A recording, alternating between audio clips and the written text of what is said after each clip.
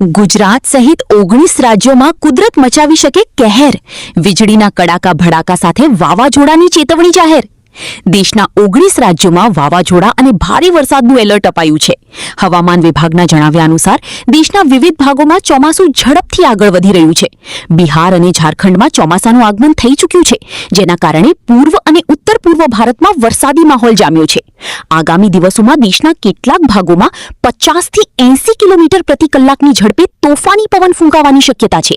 ખાસ કરીને રાજસ્થાન, મધ્યપ્રદેશ અને દક્ષિણ ભારતના રાજ્યોમાં તેજ પવન સાથે વાવાઝોડા જેવી સ્થિતિ સર્જાઈ શકે છે. પશ્ચિમ બંગાળ અને આસામમાં અતિ ભારે વરસાદની ચેતવણી આપવામાં આવી છે. આ સિવાય ઓડિશા અને કેરળમાં પણ મુશળધાર વરસાદ વરસી શકે છે.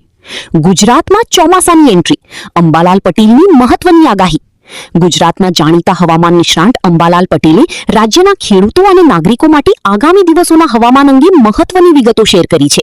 તેમના જણાવ્યા મુજબ રાજ્યમાં આજથી જ પ્રી મોન્સૂન એક્ટિવિટીની શરૂઆત થઈ જશે, જેના કારણે અલગ અલગ વિસ્તારોમાં વરસાદી ઝાપટા જોવા મળશે.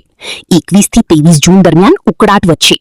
આ દિવસોમાં હવામાં ભેજનું પ્રમાણ વધવાના કારણે લોકોને અસહ્ય ઉકળાટ અને ગરમીનો સામનો કરવો પડી શકે છે, જે ચોમાસાના આગમનનો સંકેત છે.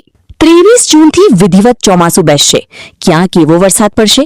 અંબાલાલ પટેલની આગાહી મુજબ 23 થી 25 જૂન દરમિયાન ચોમાસું ગુજરાતમાં વિધિવત રીતે આવી પહોંચશે.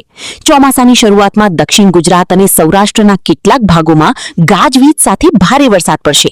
કેટલાક વિસ્તારોમાં 4 ઇંચથી વધુ વરસાદ ખાબકવાની પણ શક્યતા છે.